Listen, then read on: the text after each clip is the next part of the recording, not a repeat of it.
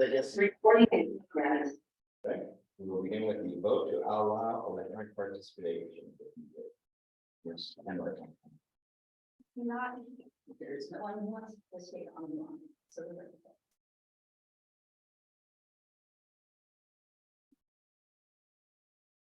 regional call. Councilor Payne. Commissioner Russell. Supervisor Andrews. Mr. Smith. Supervisor Herring. Aye. Ms. Wilkinson. Aye. Supervisor Barlow. Yeah. Supervisor Jones. Supervisor Reed. Yes. Supervisor Rutherford. Yes. Supervisor O'Brien. Yes. Supervisor Galloway. All right. We have a quorum. We will now vote to allow electronic participation. It's not needed. It's not needed. Okay. Any comments from the public? There are none. There are none. There are none. There are none. Okay. That was good. Presentations, regional transit governance study. Mrs. Shackleton. Yes, thank you. As you all are most likely aware, the TJPDC began a regional transit government study in the fall of 2022, and we anticipate that that will be wrapped up by December of this year. The purpose of this study is to help us understand how we can improve the governance of decision-making around transit operations, as well as consider opportunities to increase revenue that could support transit services throughout the region. Joining us tonight is Scott Baker with the AE Consultant team. They are working or providing the support for the study and really completing the analysis. We have completed a couple of phases of the study, including an assessment of the existing conditions and doing a peer benchmarking process to look at how some other transit regional transit systems operate throughout the area. But Scott will be able to update you on what we have learned so far and what the next steps are, and help us understand what it is that we need to be thinking about as a region as we start making decisions about what we want the system to look like. So Mr. Baker, I would be happy to turn it over to you now.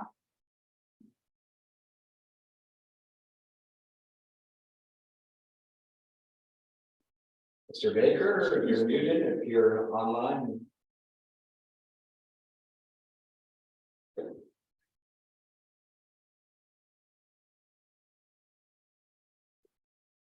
Mr. Baker, can you raise your hand? Let us know you're there. He says he has no sound. He can't hear us. Mr. Baker can't hear us. Can we hear him?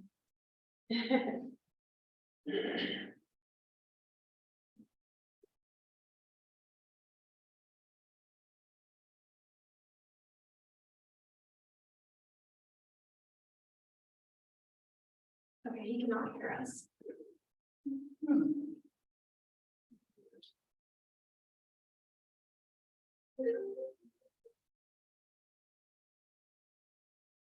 Mr. Baker, can you hear us now?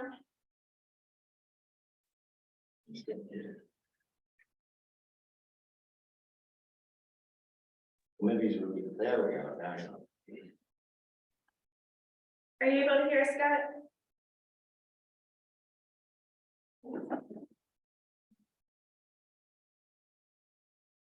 you know, you did.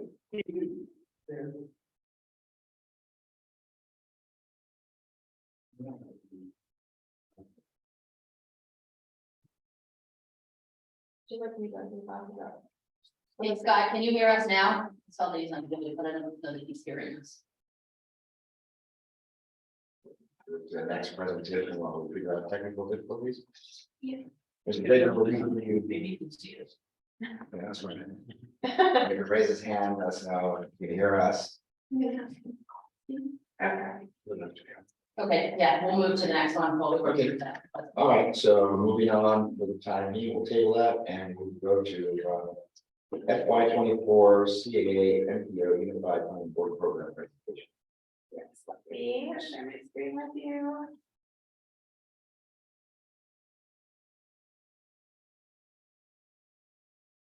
All right.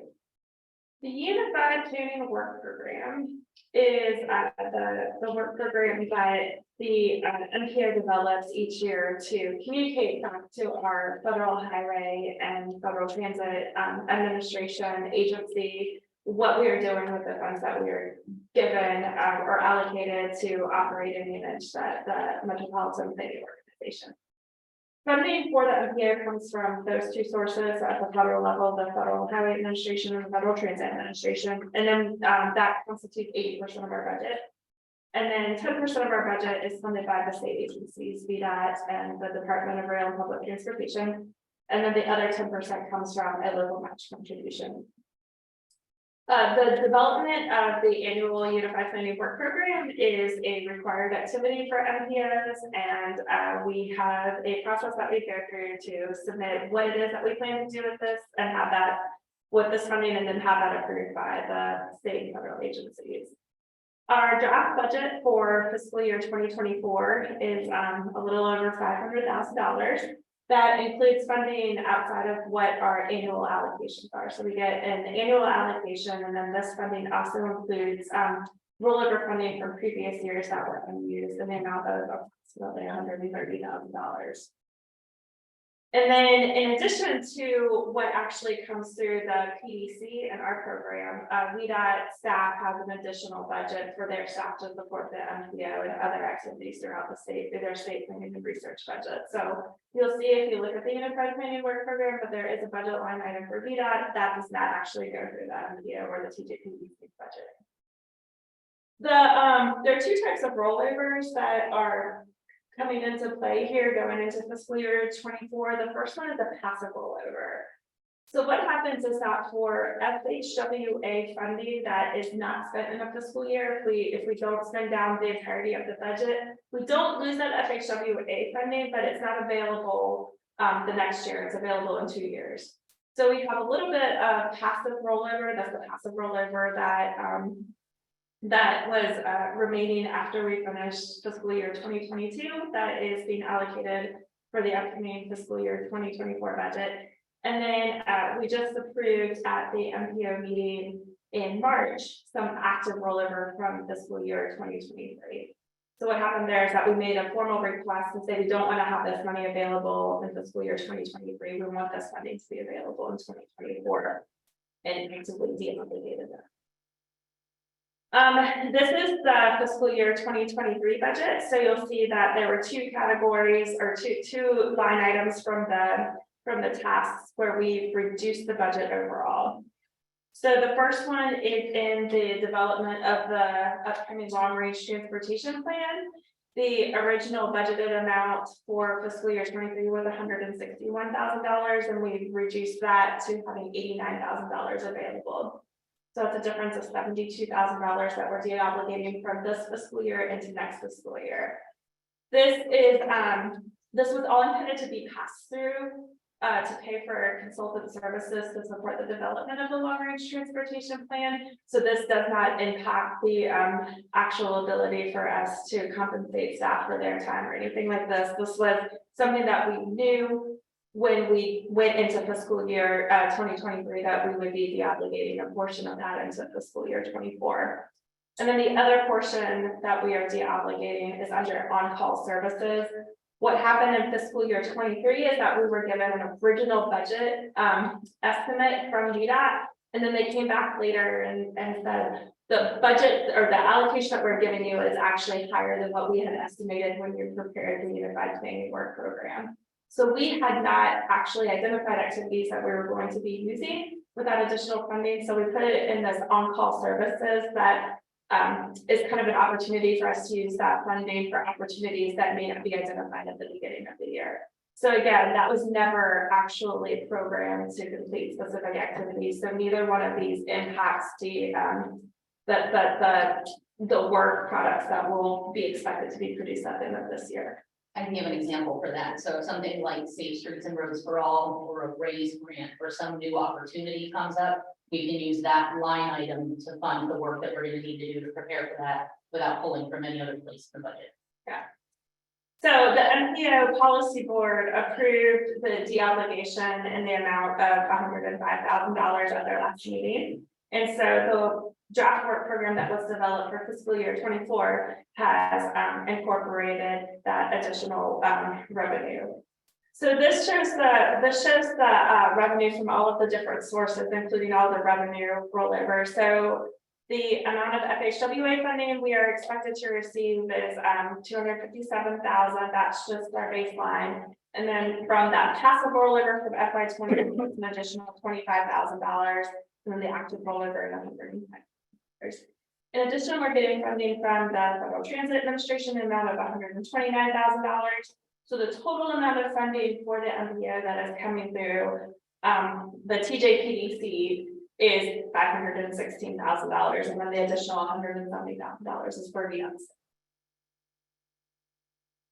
So these are the tasks that we have programmed for the for fiscal year 24. These they will be considered and approved at the MPO policy board meeting in May.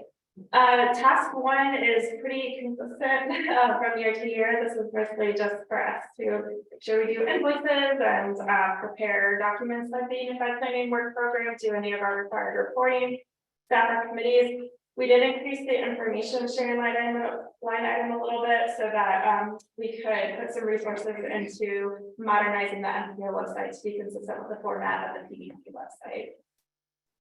We will continue to work on the long range transportation plan, which is a required document that MPOs have to produce. We also put for this line item right here with the comprehensive safety action plan. We are including that line item in both the Unified Planning Work Program and the Rural Work Program. So this will be additional support for TJPDC staff for the Safe Streets and Roads for All grant activities. And then you'll see that we have a couple of other items that are related to administrative things that we will have to take care of, doing any sort of processing related to the adjustments in the MPO boundaries based on the census outcome, continuing to support the development of the transit governance study, providing for staff support for the commuter assistance program strategic plan, which is also a required document. That's right here. For right there, yeah. And then we will also need to work with VDOT to update the regional travel demand model, which is basically a model that they use to assess and understand what future traffic conditions will look like in every region. So they are required to maintain that, and we need to factor in the staff support that will be needed to provide information for them and coordinate with them on. And then the short range transportation planning tasks are fairly standard. We have to maintain the transportation improvement program, which is the NPO's opportunity to approve the funding allocations of federal funds and transportation projects in our area, and support ongoing grant development for things like smart scale, transportation alternatives, potentially raise grants, whatever great opportunities present themselves, and then do some of this other required federal reporting related to performance targets. So this is what is in the draft Unified Planning Work Program. It will go before the policy board in May for final approval, and otherwise I'd be happy to answer any questions for you all. Any questions? Well, The MPO policy board approves the work plan and recommends the budget. We bring it to you all because it's part of the PDC budget. So just making sure that we're transparent with that entire process. sure, lots of good work here. All right, should we see if Scott is available? All right, Mr. Baker, are you there? We're still muted if you are there.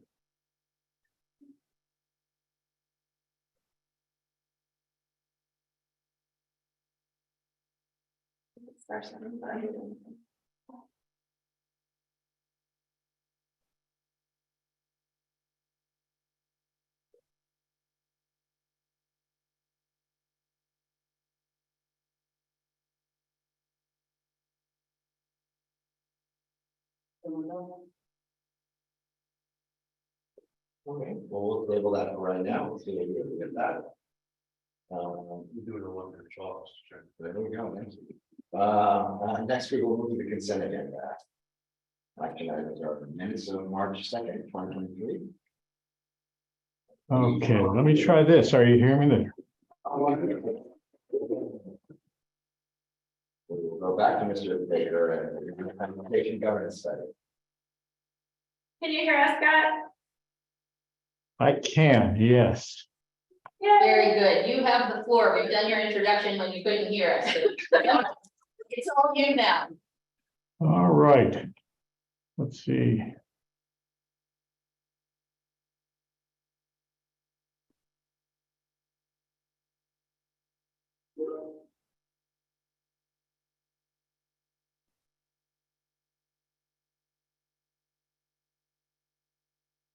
Get the slideshow turned on.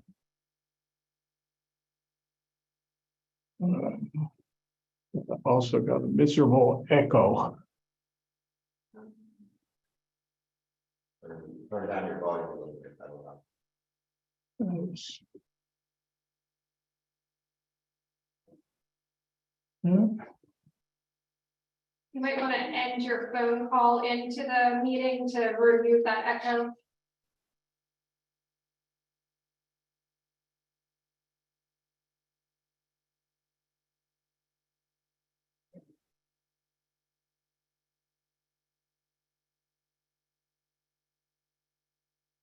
Mr. Baker, would you like me to pull up your slides? Okay.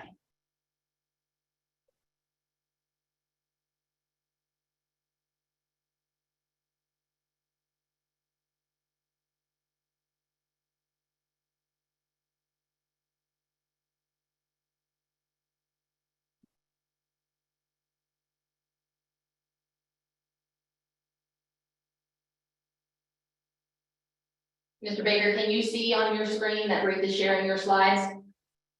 I'm having trouble sharing screen now. Cannot start sharing screen. Yeah. Do you want to try again?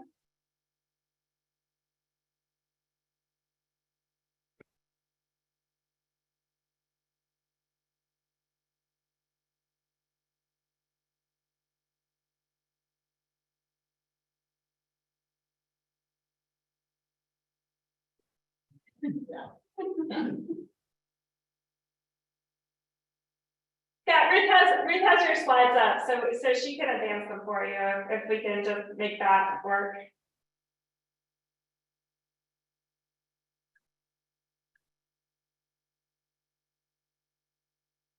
Scott, can you still hear us?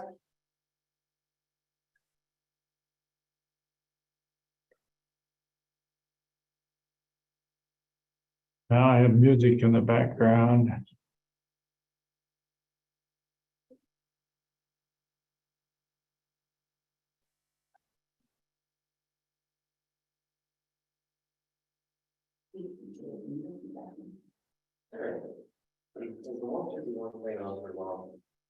Yeah. It's the 18th. It was canceled. Okay, you were right. Sam. I was wrong. I think we might have to table this. Okay. There might be technical issues. Mr. Baker will continue to have technical issues, so we're going to table you for the time being. All right, so back to the consent agenda. A, action items on the action item. A, minutes of March 2nd, 2023. B, January financial reports. Item I, item 1, January dashboard report. Item 2, January consolidated profit and loss statement. Item 3, January consolidated balance sheet. And item 4, January accrued revenue. Does anybody wish to pull anything from the consent agenda there? All good? I just have to, just not vote on the committee to speak to that reason. There, no wrong. So do we have a motion to approve the consent? So moved. We have a second. Right. All those in favor? Yeah. Yes. Chair votes aye, the motion passes. All right, next on to new business, appointment of the nominating committee for officers. I'll get the gallery just in back. It's almost like you guys, but hey, you can't put the hammer. We're gonna have some technical difficulties with one of the presentations, so We continue to look back to that. We are now right here. We're appointed as nominated certain officers. Sweet.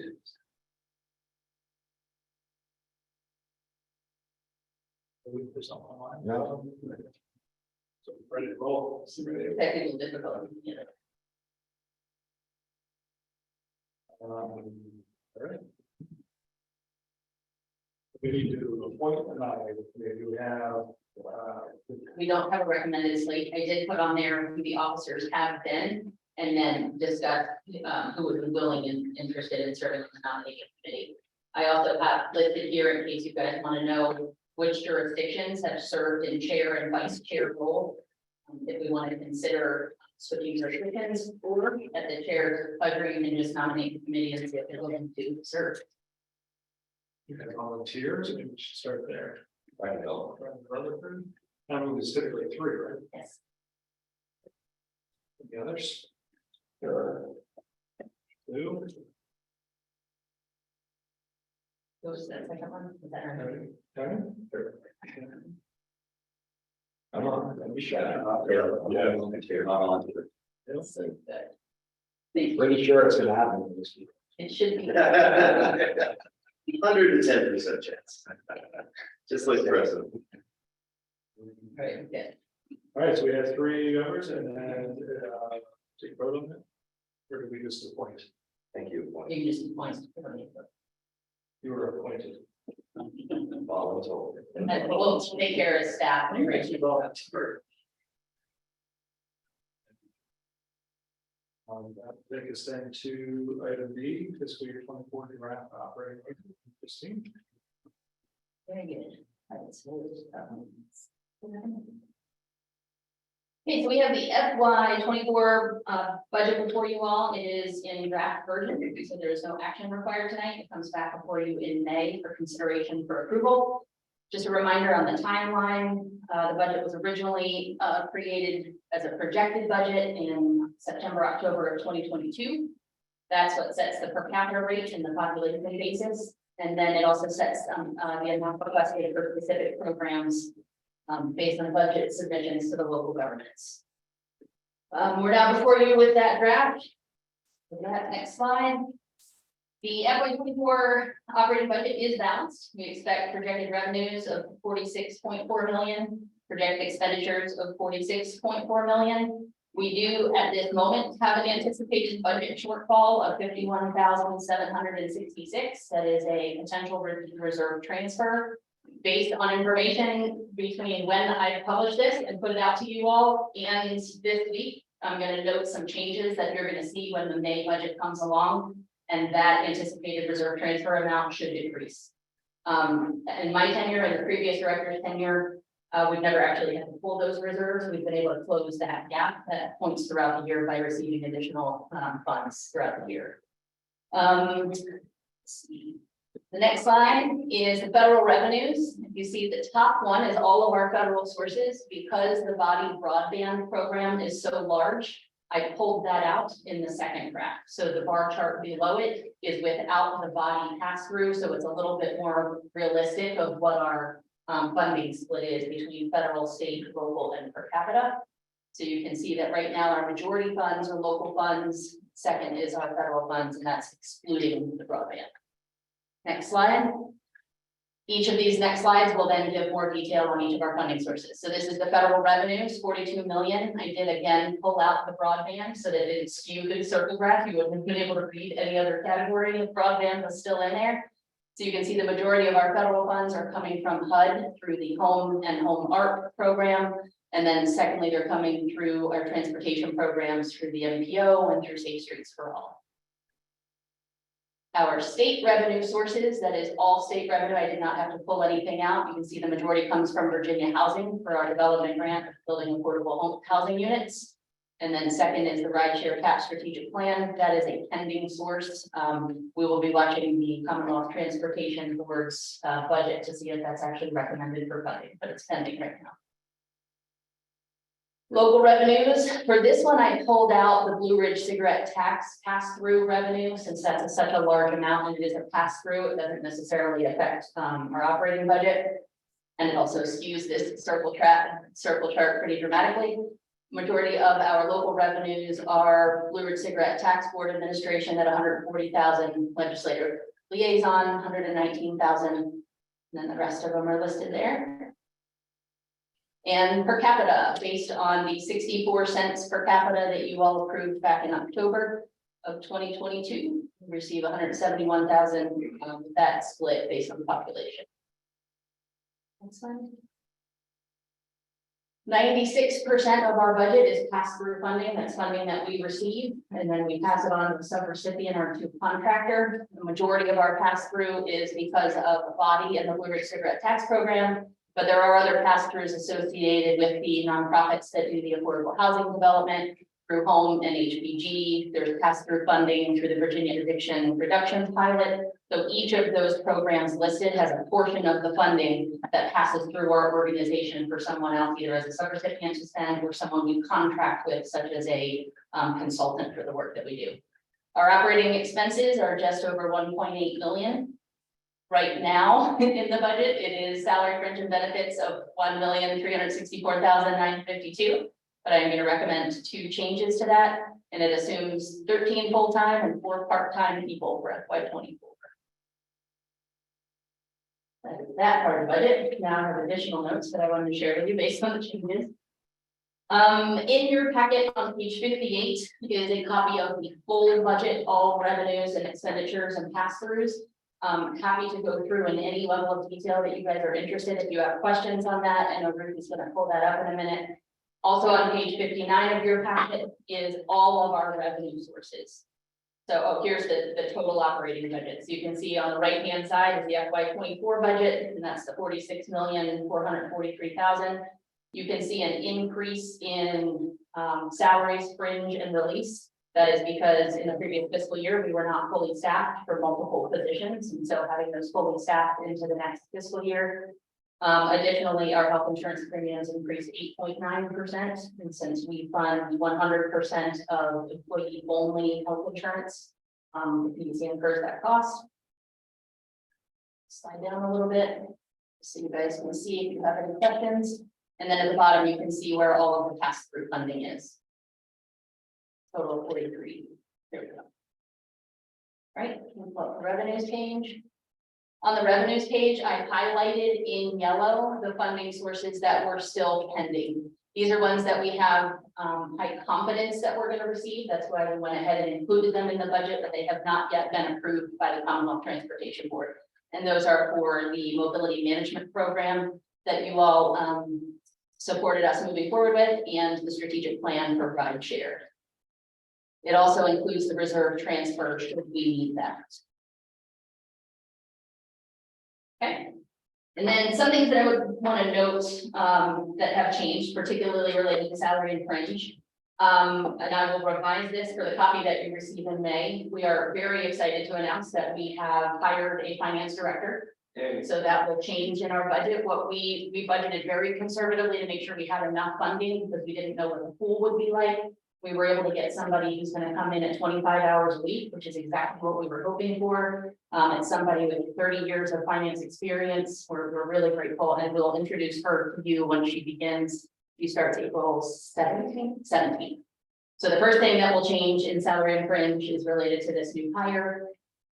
Another thing related to salary and fringe, as you guys know, and we've talked a lot about it in these meetings, we've been doing a lot of research for comps for salary compensation. All 6 jurisdictions are either just completed or working on completing or ready to begin a compensation study.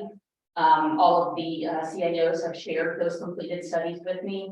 I've also looked at several of the different PDCs in the state, both that are geographically close to us or that are similar in budget size, population size to us.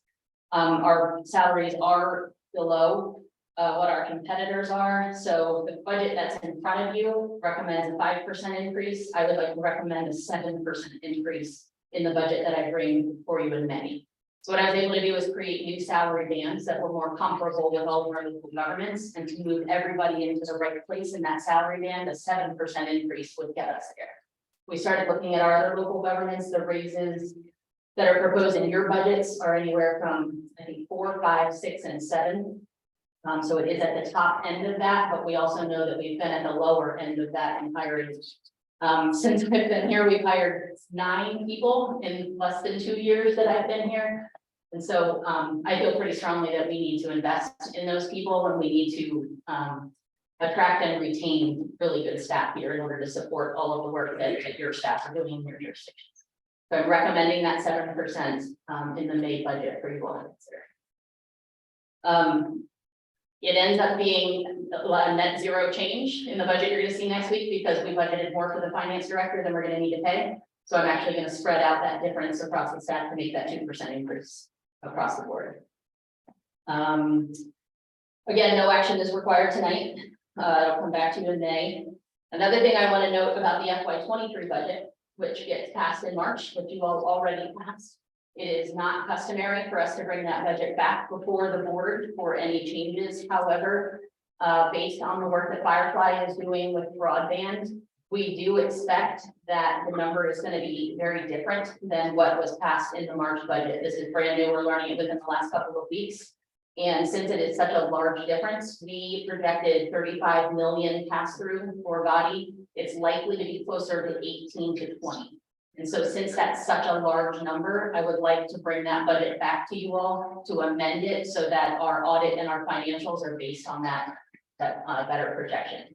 What that means for the body program is that additional money that was not spent in FY23 will then need to be spread out between FY24 and FY25. So also in the May budget that I bring to you, you'll see a larger amount for the body pass through to accommodate for what was not spent in FY23. Firefly, and we are confident it will be spent. It's just not on the timeline that we originally projected. So those are the major changes that I have. So bringing to you in May, I'd like to bring an amended FY23 budget to consider, and then also the 20. With all of that, I'm happy to take any questions on all of that. Questions? I have one for mine. Yes. Back on the salaries, did we take a look at comparing it to the private sector? We do not. Thank you. You know, I think one thing, the 7%, that's probably consistent across all the other government jurisdictions and the governor's budget, right? Something like so. And I do support that notion of that 7% at least. Is that what y'all are going to agree? 105%. What about you?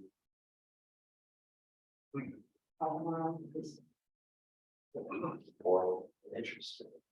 It was at 7. But Albemarle has already had 2 compensation changes. You had one mid-year and one end of year in the previous fiscal year.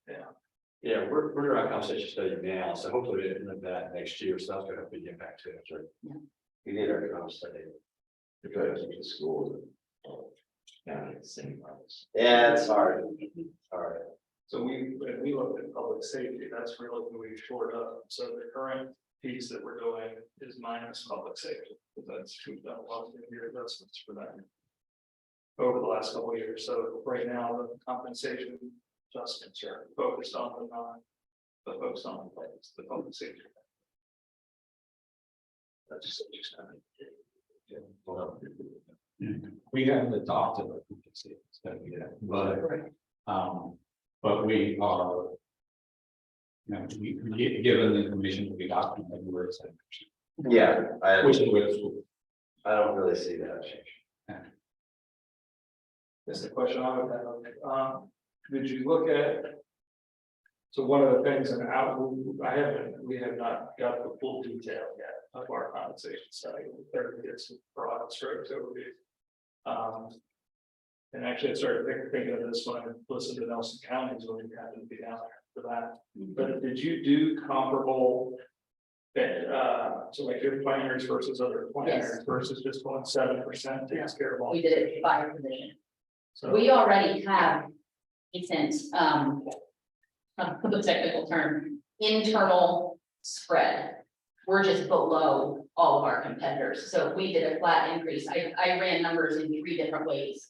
Where if I did different percentages by person to get them in different places in those bands, and then I did it with this flat increase, And we felt, a couple of us looked at it, we felt that a flat increase for everybody would move everybody about where we want to be in those bands for this year. Although I anticipate, once we see the rest of these studies, we may come back to you all again next year for another increase in order to make sure that we are somewhere in the middle of the road. We don't want to be at the high end. We're a small agency. We know we're a public body, but we're trying to hit somewhere in the sweet spot in the middle. That was what we was your baseline, so the true market, quote unquote, so I guess. Are you trying to be at right at, or just below, or? We're trying to be, you mean compared to our. We'll look at a market, you know, a comparable market, and then you're like, oh, we're targeting to be at 90% of that, or 95. Yeah. So I guess I've never really here understood like what the market is that you're shooting for. Is it the 6 jurisdictions that are the members? It's the 6 jurisdictions and the 6 planning district Yeah. regions, so our other regional PDCs. You're taking like the average of that. And comparing what you're at to that. That's right. I mean, And they take their bands, your bands and their bands by position and overlap them to each other, just so I can see what is the lowest and the highest across the entire area. And we're shooting for middle, or some of ours are just below middle, but we're shooting for somewhere in the middle. I assume the commissioners will get 7%. I heard everything got 100% bonus. I support it. Make that motion. We pay ourselves $1. So do you think the 7% catches you up? To where everybody's at now, and then with their increase that they're going into the next fiscal year, next year's change and get you caught up to that, or is? I think we are just below the 7% raise where I want us to be. I don't think it's financially feasible for us to do it all in one step. And so I think 7% this year and then potentially again adjusting. I just don't want to project what that adjustment is until I see all of the studies. Because there are still some that are pending and some of the comps that we were looking at may change. Yeah. First.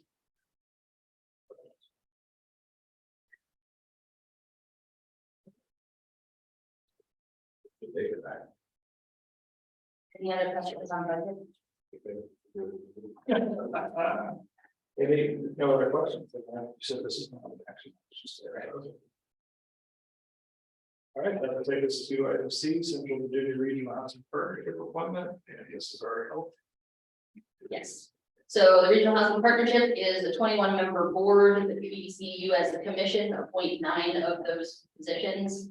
The appointed health industry representative position is currently vacant. And we've been given a recommendation that we're bringing to you all to appoint Shannon Mead. She's from the Blue Ridge Health Department to fill the position. Included in your packet is a list of all 21 members, but we're asking for you all to take action. Great. Thanks. Any motion? I will make that motion. I will make a motion to appoint Shannon Mead, HIV and harm reduction manager of the Blue Ridge Health District as the Township Planning District Commission appointed health industry representative for the Central Virginia Regional Housing Partnership. Who knew? You didn't write that. Who knew such a great? Who knew that? Well done. Did you know that? It says recommended motion, and I'm reading it in chair. Is there a second? That's on favor, say aye. Opposed? It's like, I would like to formal notice the notification that I actually can read it. A proclamation. A proclamation states good. You may have memorized that, so I read. I've been practicing it for the last 15 minutes. Hopefully they do. All right, we'll move to item 6, resolution, fiscal year 24 rural transportation work program budget execution. In our last meeting, we brought to you guys the draft program and the draft budget. There have been no changes to that between the last meeting and this meeting, so we went ahead and put a resolution in the packet for you all.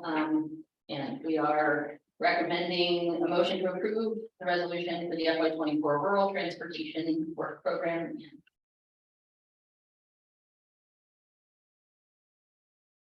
So. All in favor? Aye. Opposed? Ready? And approved. Mr. Chair, we've got a notice that our presenter, I believe, is technical issues have been solved, we're gonna try to take 3, if that's okay. Would you prefer that happen now or anywhere else in the event? Okay. Mr. Baker, can you hear us okay? I can hear you fine. Can you hear me? Very good, welcome. We did your introduction, all of the technical difficulties. We're gonna go ahead and give you the floor and allow you to share your screen so you can go through your presentation. I appreciate that very much. I appreciate your patience with the technology, and I hope that the medium doesn't interfere with the message.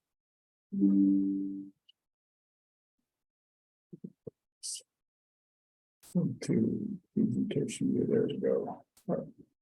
Are you seeing the screen okay? Not yet. Not yet. All right. So what we're talking about in the governance study that you probably heard about this evening is just an overview of the study and our approach to it, progress to date, the preliminary findings we have, and the next steps as we go forward. And I'd like to save some time for questions and answers if that's possible. It's divided into 5 phases. We finished the first 2 existing conditions and the peer regional transit governance structures. And looking at the existing conditions, we became aware pretty quickly that one of the concerns of our steering committee was a lack of funding to accomplish the vision plan that's been done. The vision plan had a constrained vision that required modest increase in funding to achieve a constrained level of service improved from today's service, or a quantum substantial increase in funding to provide an unconstrained vision, which offered a much higher level of service. And the steering committee suggested we should aim somewhere between the 2. So we identified funding as a concern. In phase 3, we'll be focusing on revenue generation and then developing some scenarios for the changes and improvements in governance that might accompany increased funding, and putting those together in a recommendation. We do expect, because of increased funding, that legislation would be necessary. So we'll be doing the recommendations with alternatives, so that as the legislative path unfolds, you can adjust your strategies. In terms of the existing conditions, as you know, we have 3 operators in the region, transit operators. CAT with the City of Charlottesville is funded about 34% to 35% by local funds. Jaunt relies much more heavily on federal funding and provides about 21% of the total cost of service with local funds. And the university system, UTS, is of course operated with university funding, but it's notable that a significant part of that is what might be called user fees funded through student and parking fees, and there is some contract revenue generated. We also looked in the existing conditions at the existing frameworks that are available under the Virginia Code for addressing governance and funding issues. The first framework we looked at was the Charlottesville Albemarle Regional Transit Authority, which we called CARTA. It's existing in legislation on paper, or I guess today in digital files, but it's not, as you know, functioning. But it's a comprehensive set of authorities, powers to develop and deliver transit service. The major omission is it does not include any funding capacity. The second row in this slide shows 3 frameworks that do include funding capacity. They're similar. The Central Virginia Transportation Authority in the Richmond region is the most recent.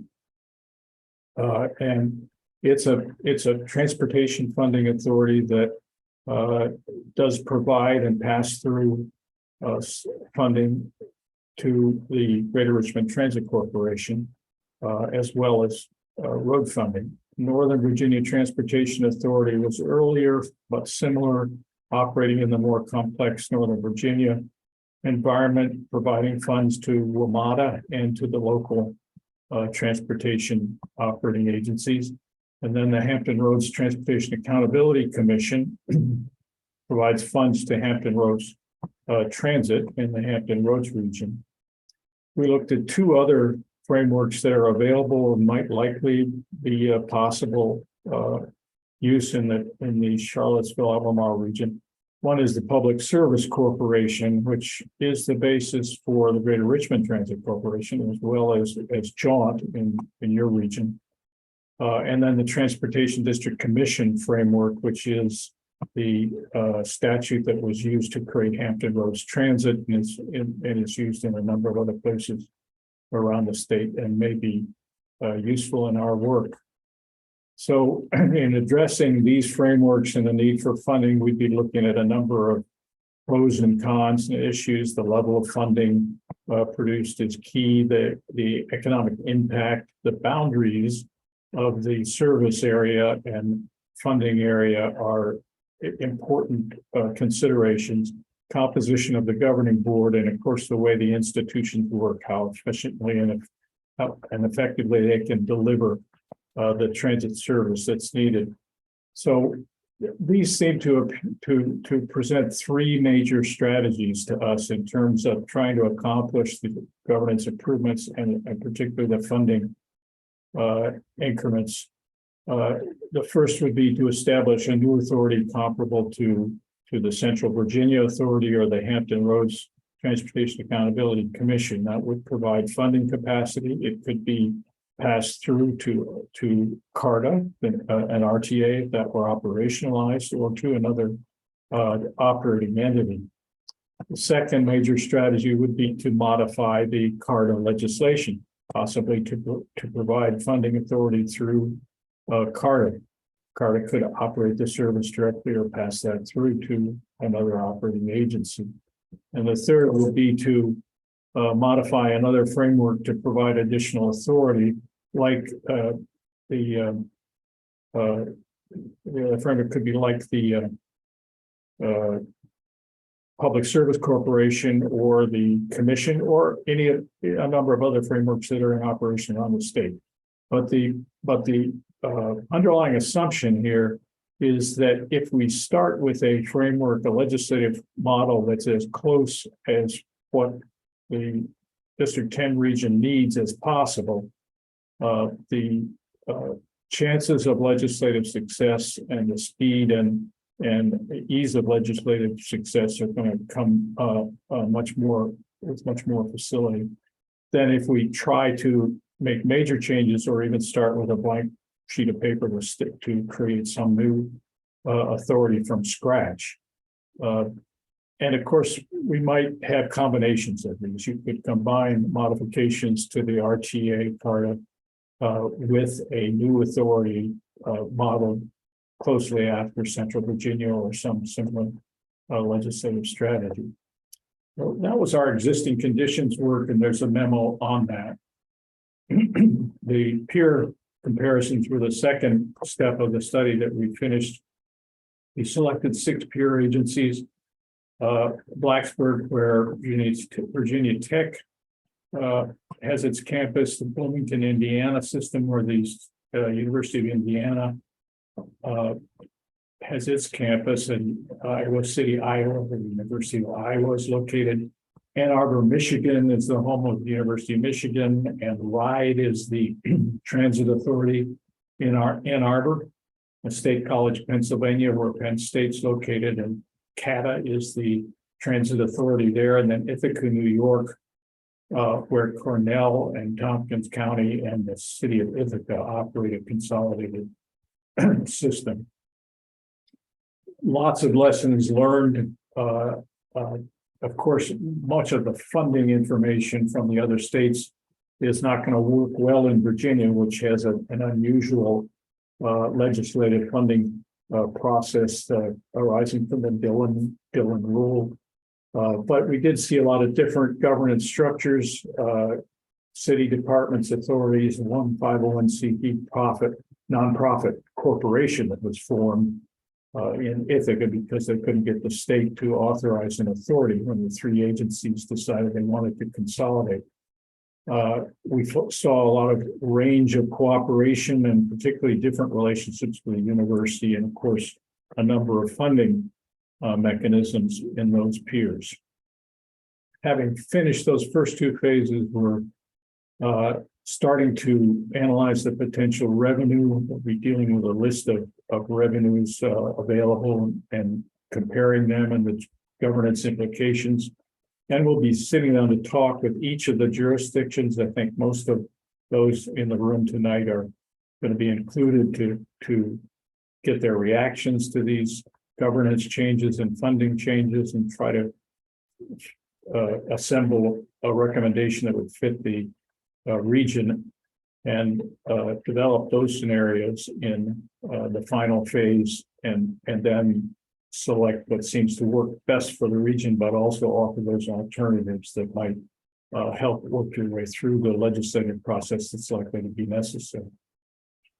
So with that, I would open this to questions or suggestions. If you have suggestions, we'd love to get them. That was a quick overview and I'd be happy to answer questions.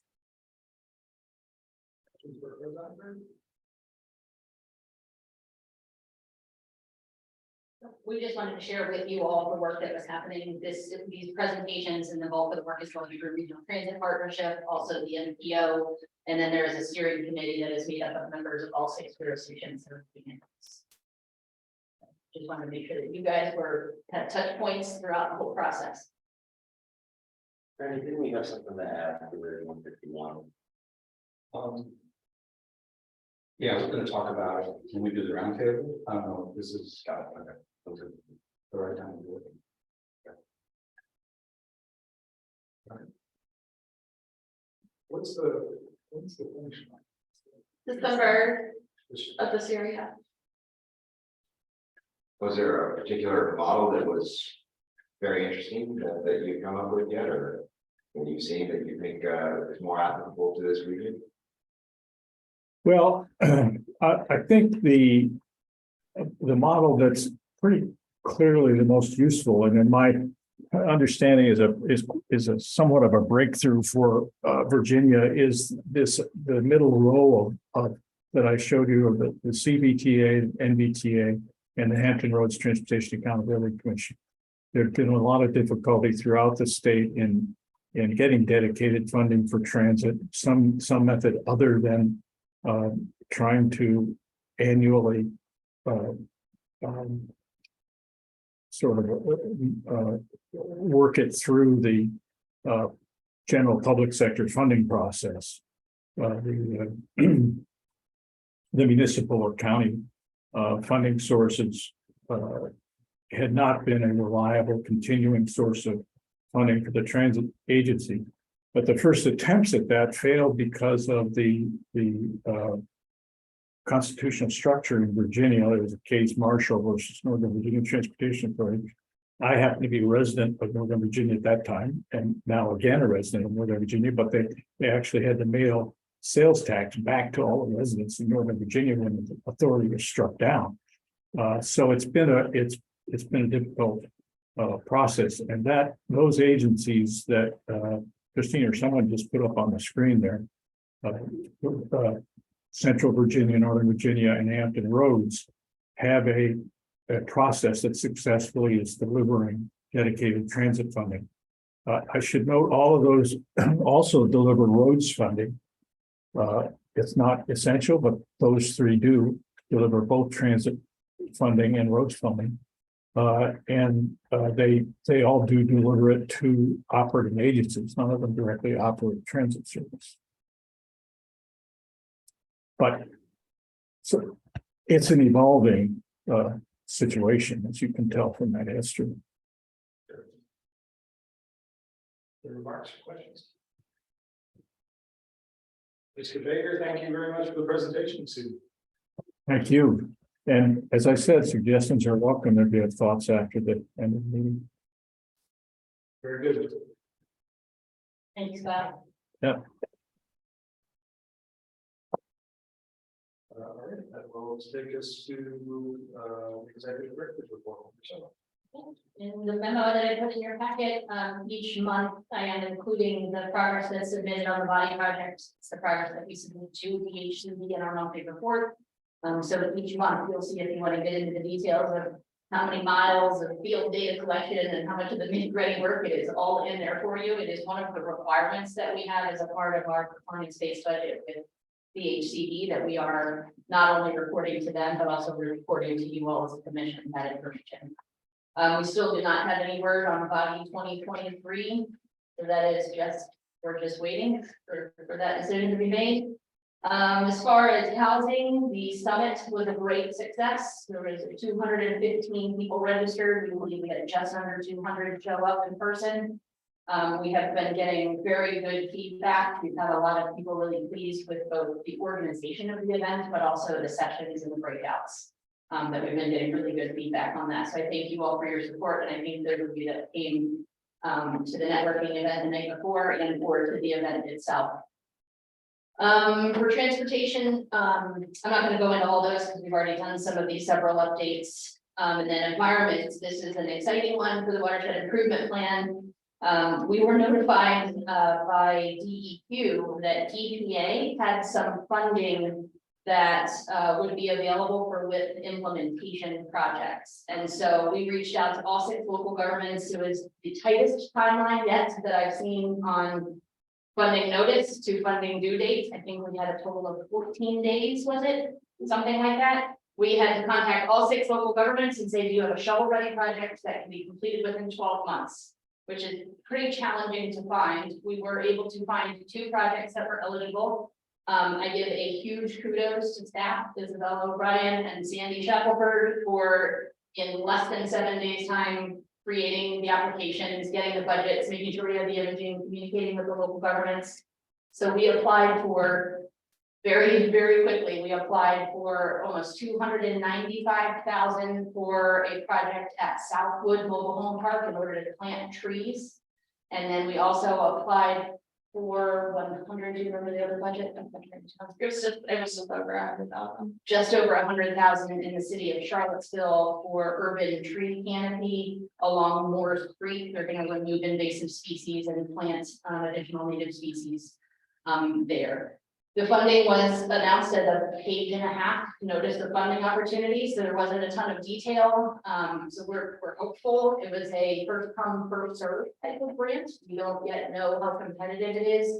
Only planning district commissions were eligible for the funding, those that are in the watershed that have a WIP program.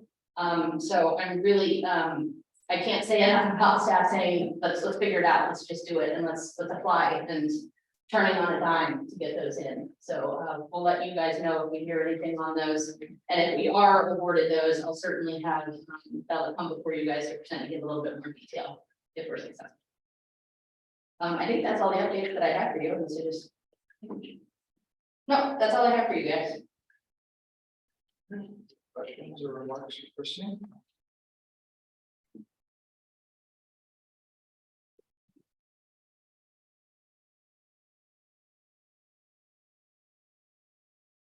That will take us to number 8 of the business on the round table. And that next step, for section will be I'll start. County surrounding Fluvanna. Yeah, I just want to follow up on the regional housing summit, and I was hoping Ian would be here to thank him again. Ian did a wonderful job. Staff has done a wonderful job. I've got nothing but positive feedback from folks that attended. Some constructive criticism about, hey, you need better lighting. The guy who did the missing middle was horrible, you know, stuff like that. But and then there was something about mismatching ties and potentially the firing of the executive director. I think was involved in that. I don't know. Got very nervous. Because we were reading a different name. Oh, I'm sorry, the chairman got a different name. So, Yes, Christine Thomas. Thompson. Christine Thompson. Who we had introduced next was Chris Thompson.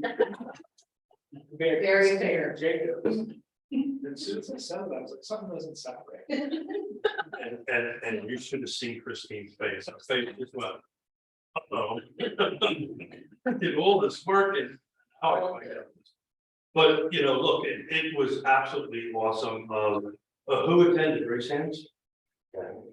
Yeah, it was unbelievable, and I can't wait for next year's. I will tell you, the feedback I received was great to point out the issues.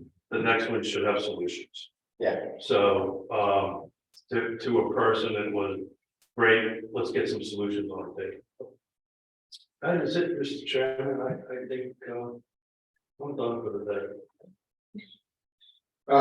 So like everybody else, we're wrapping up budget season here. I think we're pretty close to where we want to be. The schools have an enormous task.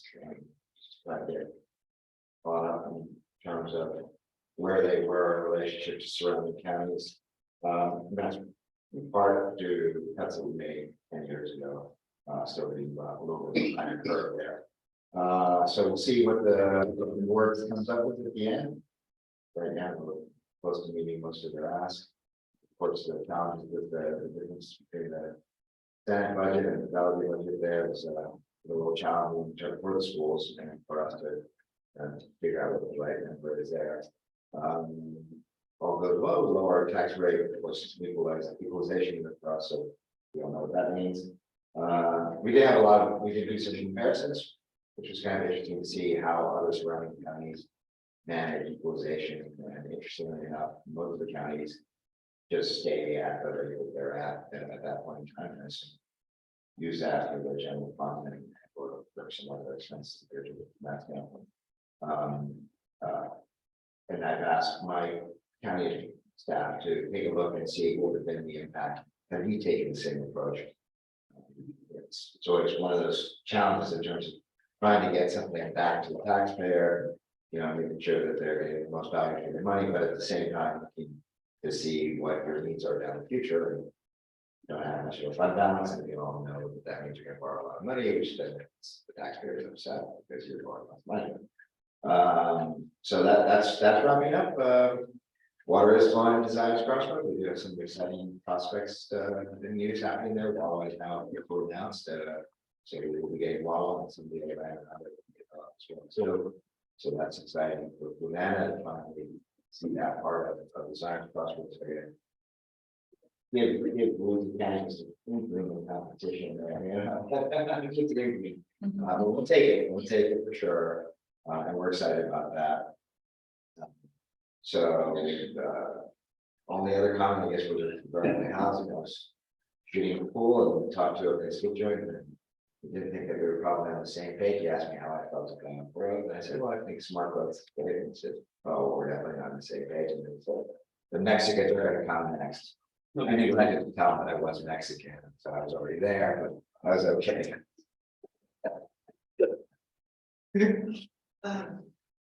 Lovely. Yeah. Welcome to Fluvanna County. Go. So that's Okay. So yeah, so there is. Okay. Budget, we're doing really well on it. We've had 3 work sessions and we covered just about everything at school at this point.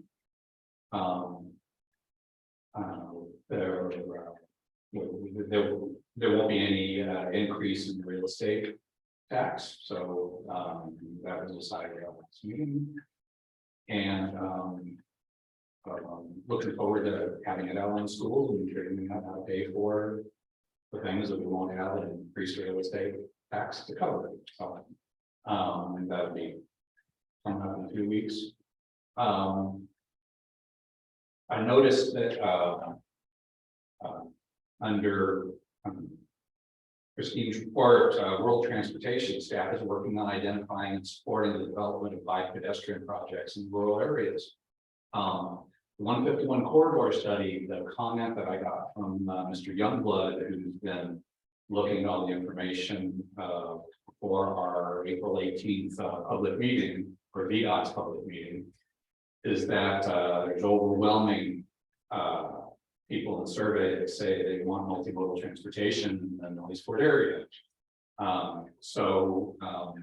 Just wanted to put that on the radar screen that we're trying to get VDOT to when they're doing any infrastructure improvements to make sure that they leave space and pardon the area so that we can do those things when the time comes. So we'll see how that plays out. It's nice that we're doing that at the same time as our comprehensive plan revision, which is also going along well. We've got a working group meeting scheduled for next week on land use and transportation. Thank you.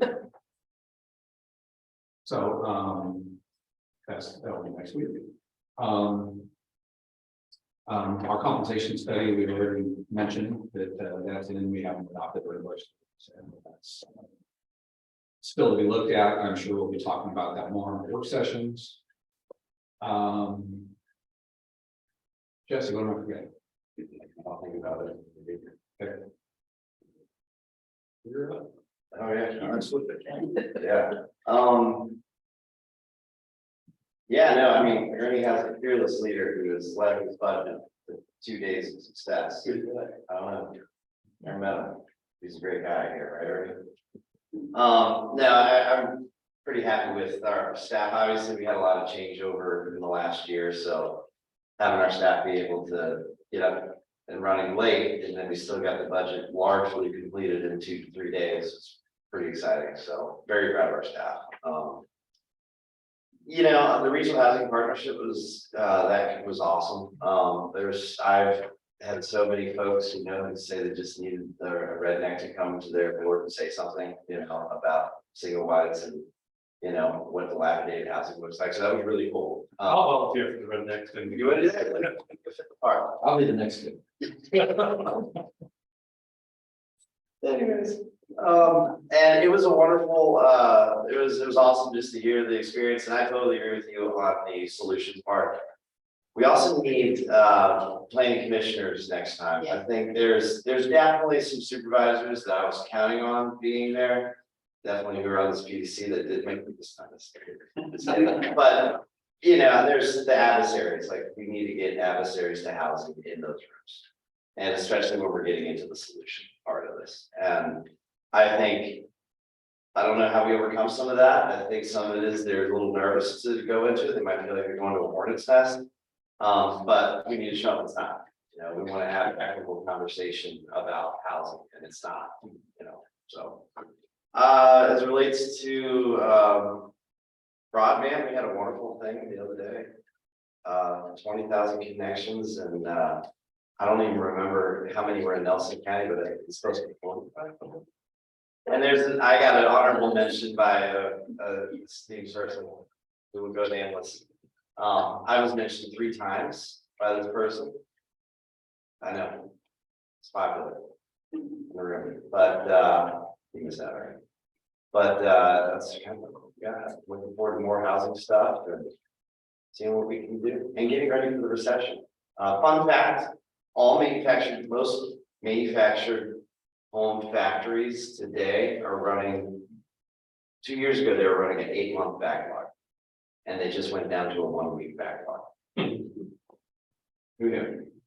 So there's a whole big mentality switch, and keep in mind, this is like the lowest income demographics. All of a sudden, really, the market's going. It just dried up overnight. So this hasn't happened since 2009 in our world, and we're cautious. So you know, I would throw that industry tidbit in there. That might be the new economic signal the market's picking up on the Rutherford. The Rutherford signal, the Rutherford crystal ball. So that's anyways, FYI, that's a fun tidbit I learned today. So holding my hot little hands, I've been working on quarter-over-quarter numbers for sales. Single family detached, no new construction. First quarter of this year versus last quarter, in your jurisdiction went up 5%. So you were paying $18,000 more for a home this quarter than you were paying last quarter. By the way, Dale, you win. You're at 17% up quarter-over-quarter. $56,000. How many shops will it like that? Albemarle counties of Louisa, by the way, That's about it. they're down by about -8%. Where's the Yeah, forget about, where we get vaccines. Fluvanna, excluding Lake Monticello, we're down 1%, but at Lake Monticello, we're up 10%, 30 grand. I mean, I don't know, it's such a strange, isolated. Housing situation, like the people who are suffering are greatly suffering. Like, they're suffering so much that they don't even live in Nelson anymore. I don't even know, like, they're living in Amherst, Lynchburg. The two losers were Charlottesville now. Down 5%, 8%. You guys won that 8%. That's just single family. And I think it's, a lot of that's a hangover thing in the year. I think you're gonna see next quarter those numbers up big. Probably. I'm done. Louisa County. I guess we ought to start by congratulating Tony through that. Getting some water. Looks like we're not gonna get it. That's not the case. We keep talking about it, and keep moving further and further. We like everybody else going through the budget, which to me is the very part being on the supervisor here. And our finance committee and administration for us, balanced budget. It's very. We got $13 million more to play with, so we can say they do that, but then the conservatives on board derailed that train, and now they're back to square one trying to figure out how they're gonna give our taxpayers some benefit back and still cover all of the stuff that they want done. The firing and that's we've got all the people moving into the county that want the same services that they had in Fairfax and Alexander's, finally. They want 7 to 8 minute response time, which I heard the other day, that's what you have in Rocco, Fairfax, those. So now we are, sort of people with fire in the mass. I told them, like, somebody had read rain or something, it's gone nuts. So. And we also have, we've been, for the last 4 years, trying to get industry to come into the county. We've been working on that, and now that we finally got it. And everybody in the county knows about it, we can't talk about it, but anyway. We had a meeting, we've established these technology overlay districts in specific places to sort of ease the try to attract the company. But we had a hearing on that the other night. Thought we were going to be talking about it because everybody who goes in one of those districts happens to be in their backyards, then they're one and you're getting rid of the rural character of Louisa County and everything else. But by the same token, before the meeting's on, they want a new fire station at Fluvanna, a new one at Line Crossroads, so it's just like another case in the state, but it's they don't want any more taxes, they don't want more people, but they want all the services. So, like I'll be glad and maybe it's here, the budget is over, so we can move on to something. Well, the most terrifying thing that you said is that the conservatives on. Because I thought you would be very high on the conservative list there, so. Well, it's not for being a couple. The rest of them, It's a different way. I guess. But it gets mighty frustrating. Sir, Greene County. No, go. We're going through a lot of transition right now. Our finance director retired. In 30 years, she retired. Our gentleman who's in charge of our water authority went back to where he came from. So we have one individual right now, I'm not going to mention his name, Mr. Friedel, Jim Friedel, who most of you may know. He is doing the planning director, he is the interim finance director, he's also in the water authority. And we have interim county administrator. So if you haven't seen a meeting or two about the housing authority, we had 4 weeks more to go. We have been going through the interview process for county administrator. We thought we'd be a Greene County Water Authority to be formed by April 1st. Everything is done.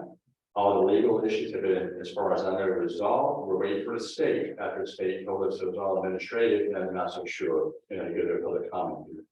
So we're still waiting to hear back from them, and we're not sure when they give us a call back, if the public comment period has already started, or if it start 30 days without going on. So we're ready to go with our own water authority. Regardless, it should be done in the next couple of months. We really thought it'd be April 1st. We're finding things with emergency services as well. We had a fire chief in budget that was removed from our budget. Our budget acted for 82 cents. Equalization was at 66 cents this year. So we advertised a rate of 76, and we got down to a rate of 73, which after rate itself is where we were 12, 14 years ago.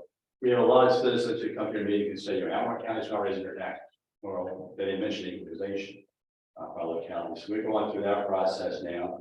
We're also going through a process finalizing the last power location for emergency services radio. That's in conjunction with Madison County. Our first responders on scene have had issues with radio communications. We've actually had firefighters in the building not to communicate. And years ago, we had a situation which could have been deadly but lessened. So the radio tower is finalized in that project. We have some opposition to that, but you know, we'll have to wait and see how that goes. That's where we are for the most part. And I do agree with Tom's comment. You know, it seems like in our community, there's an opposition to tourism. We have the technology overlays on comprehensive plan commission out there as well. That was the presentation. That's actually our comprehensive plan. But they're against tourism. There's a force that wants to keep the rural part of the community rural. There's a part that wants to bring in all of the retail outlets, but they don't want to bring in additional residential housing. So it's very difficult to explain to people the retail doesn't come with residential. You can't keep things rural. You don't have a funding mechanism for the people who own the farms to maintain farming. And so we're going back and forth with that. It seems like I hit on the nail. They want the services without the financial obligation, and they don't want to make the changes to get that financial obligation. It's not a large number, but that number is that they're very accountable. And so it's very difficult sometimes to try to balance what the expectations are and what the realism is that this is how things are going to have to go forward. Hopefully sheets will be opened up soon. Yeah, I mean, it's well, I say that because you know, that was a cigarette tax. And that was a seller for us, a cigarette tax. The Greene County Sheets actually was one of the bigger, but yeah. And so they actually demolished the building, rebuilt it back. So hopefully, I don't want to wish ill on anybody, but hopefully the people who bought cigarettes will come back.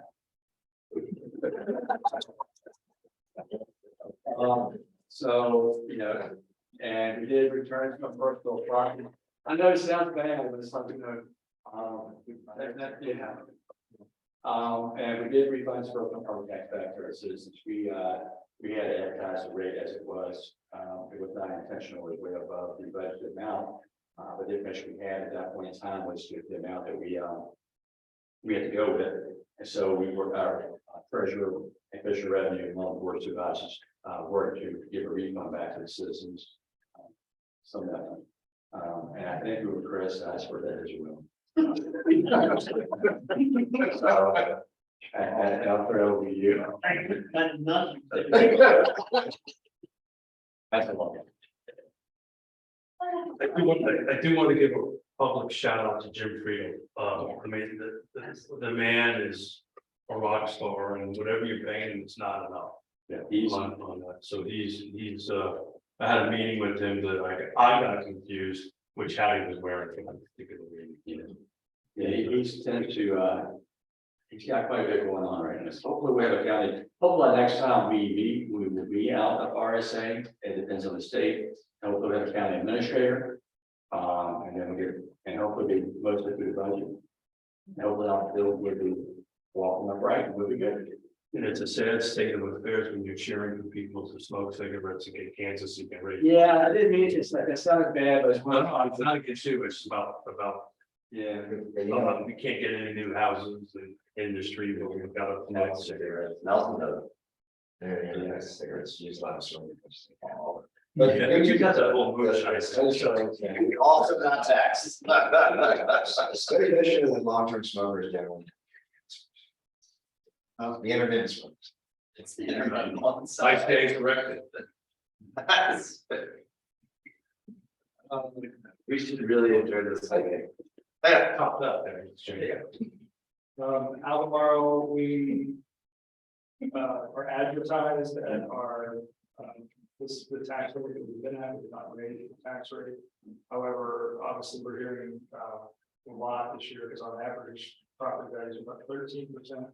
We have a lot of residents that they're like 20, even 30% for some folks, the property values are down. So there's, and it's not so much that they're coming, the folks that we've been hearing from, and it's not a huge, it's not a huge outcry. But the citizens that are coming out and speaking to it seem to be really after, are the value, the assessment values proper? They're not seeing it, which is a little bit of a, maybe it's because I get to hear Keith's updates on the sales so much, but feeling like, well, the value should have jumped better. So they don't, it's like they don't believe that values jumped that much.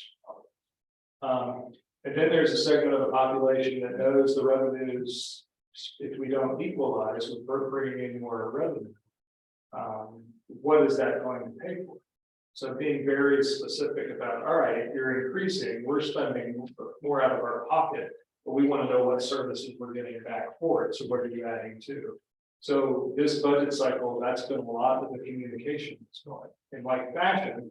For those who have come back and said, well, just equalize the tax rate for us, that would be down to 0.753, and we're at 0.854 now.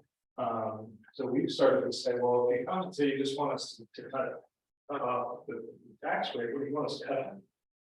Just come and say cut the taxes. What do you need to remove? What do you want us to take out? And some, and we're having that dialogue. And someone's come back and said that they think we should cut 5% across the board. Everybody gets a haircut. So there have been interesting conversations as we move forward with that. Our personal property tax, the car tax, we had dropped that down from 428 to 376 the prior year. So this year we were looking at, all right, what would happen? I'm sorry, we went from 428 to 342. So 342 is the current one per 100. What would happen if we equalized? Because now we're getting less because car values are starting to come back down a little bit, not much. They're not dropping as fast as they climb. So that would mean we would actually have to raise that to 376. But the board was like, why would we do that? So we're keeping it right at the 3.42. And actually that particular tax is complicated because of the way the values and what you collect, or it's not just across the board equal how much there's a different percentage based on the values of what we actually collect. So it would have created an administrative nightmare as well, I think, in a lot of ways. So we're just keeping that there until we see what happens with those car values and personal property values moving forward. The big ticket items, or one of the approaches our county executive has taken is that he does, we do not think that the climb in real estate values is going to be sustainable at these high level increases year over year.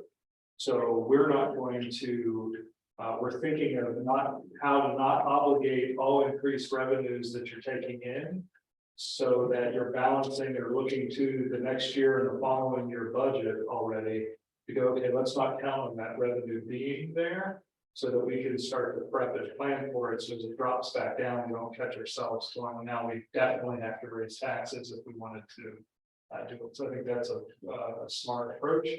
Workforce stabilization has been a big one, making sure the people that work for us, both for benefits and their salaries, are competitive with the market and keeping them. And this is what we call business process optimization. We're doing a lot of modernization with. You think of the fleet of development and how applications are processed. We've switched over to ADP and our payroll. A lot of human touch. I would have thought we would have further along, but still relying on individual knowledge and workarounds based on antiquated systems. So a lot of that's been worked out over the last couple of years. Under our CFO, Nelson Birch, who's done a good job on that. That allows us to get more efficient or more effective use out of our staff, because now they're not spending all this hands-on work just to process pictures. And then that frees up time and a lot of times money savings that can be moved over to somewhere else. I forgot the one little story where it was that one of them saved 60 grand. Just the savings and moving the systems over, and now that it's in play, the 60 grand is the salary for a position. I made the comment that we don't do a good enough job when folks say, well, how are you using the money? Telling the stories, and I know everybody does it. When we find efficiencies somewhere or savings, whether they're small or large, are we telling that story to our constituents to show how it is being moved away? Because otherwise, then you have to adapt and you have to raise.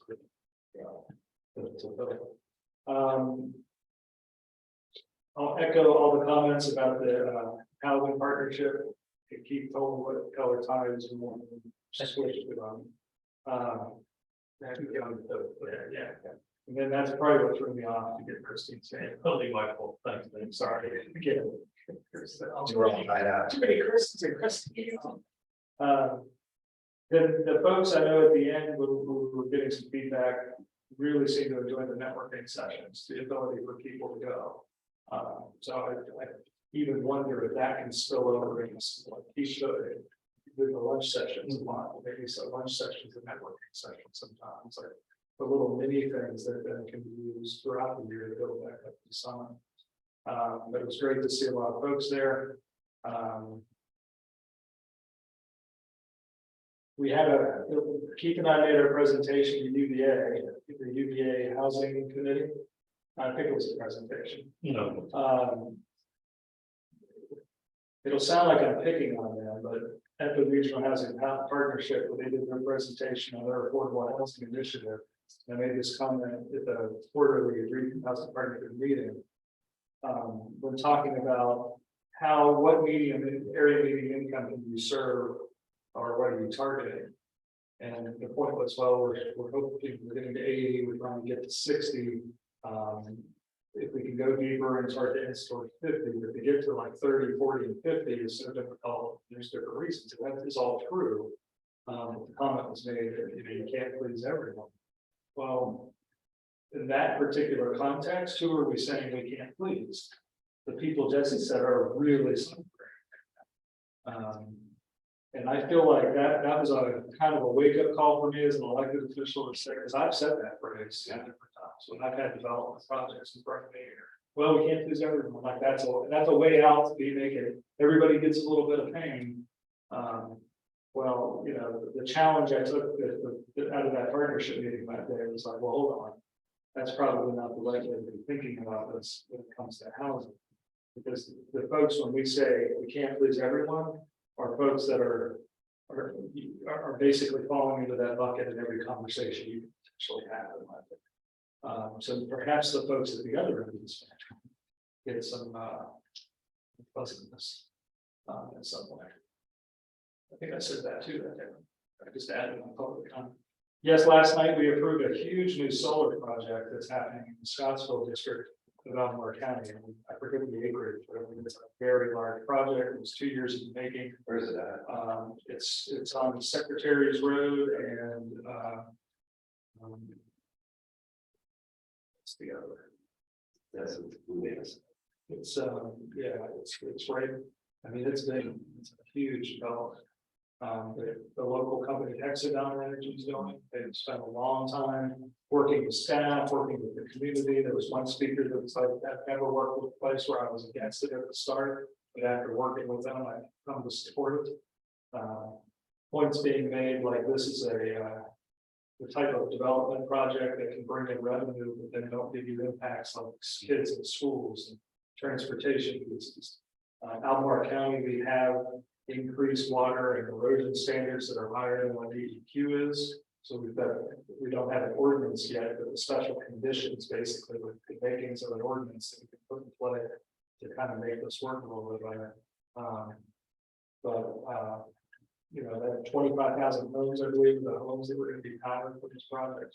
And if they get lucky, they're right on the substation. It's not being used from coal plant being down, so the capacity is there to add into the network. Big project that, to me, the interesting part is that solar projects are climate or environmental projects, they're pro-environment. Well, all the folks speaking, well, not all, but a lot of the folks who had concerns or even spoke against them were other environmentalists talking about the land and how you use it. So it was the first topic that I had where it wasn't just pro-environment, you know, climate denier. It was more, well, wait a minute, this is an environmental project, but what are the environmental outcomes of this environmental project? Let's have that conversation. So that was interesting. And then transportation remains a big deal. We get, I mean, some of the smart scale recommendations are going there. We found out our Berkmar extended project, which is the smart scale. The project costs have increased, and there's one little chunk out by Airport Road. It's not completed where you can take Airport Berkmar all the way up to Airport Road. And it's the trickiest, most expensive little section to do. But now Louisa and Clark Drive goes all the way up and connects to 29. If we don't get that done, it jumped about $8 million. So we're trying to figure out what we have to do to keep that done. It was nice that each board member said it was a very critical component. Transportation projects, we can't come on. We've got to find a way to get that particular one. Something I want to mention, and this has been a lot of answer in one of the upper echelons of DC government.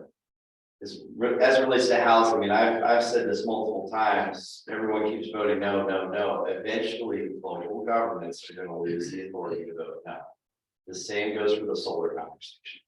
So if you don't figure out how to creatively start saying yes, I mean, when your federal government and state governments have initiatives of eliminating the petroleum industry by like 2040, and that's you're dealing with OPEC cutting millions of gallons of oil every day, you know, it's a serious thing to strongly think about. We can vote no, but one day we would very well likely not have the authority to say no. Mr. Chairman, standing up for the development center. That's coming on the 19th, so we'll see what they have. 19th of April. So that's what we're doing. So our housing Albemarle has been on hold to get the developer incentive programs there. Basically, what it means is we increased the percent that you would need for density bonus to decrease the AMI for rental. So to help make that happen, what incentives can pay for it. We've yet to define or outline what these incentives are. And it's 2 years of making, so we're finally hopefully finally that's that. Thank you. So we do have a closed session. We have that. Everyone print it out. Yeah. Yep.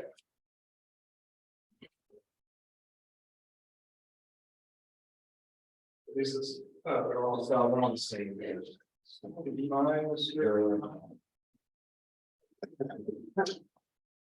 Motion to enter closed session. The commission be convened to a closed session pursuant to the exemptions of section 2.2.47.11A1. For purposes of discussing matters of employee performance of the executive director. All right. Second. All right. Roll call. Mr. O'Brien. Aye. Mr. Smith. Aye. Mr. Marion. Aye. Ms. Wilkinson. Aye. Mr. Barling. Yeah. Mr. Reed. Yes. Mr. Rutherford. Yes. Mr. Chairman. Yes. All right, we are in closed sessions. The next motion. Mr. Chair, I don't have one with the commission exit closed session. Second, is there a second? All right, it's second. Yes, Mr. O'Brien. Aye. Mr. Smith. Aye. Mr. Herring. Aye. Ms. Wilkinson. Aye. Ms. Barlow. Yeah, Mr. Reed. Yes. Mr. Rutherford. Yes. Mr. Chairman. Yes. And a motion certified, please. Mr. Chair, I turn to find the commission certified for justice, determined of knowledge. All public business matters, localities, and Virginia Freedom of Information Act, affidavit in the motion authorizing the closed session will heard discussed and considered in the closed session. Second. I'll second. Oh, do we roll? Yeah, Mr. O'Brien. Mr. Smith. Aye. Mr. Herring. Aye. Ms. Wilkinson. Aye. Mr. Barlow. Mr. Reed. Yes. Mr. Rutherford. Yes. Mr. Chairman. Yes. Very good. Closed session is certified. That will take us to item number 10, a motion to adjourn. So moved. Second. Second. All in favor, say aye. Opposed? No. No. Would you like these material? Oh, Yes, please take this.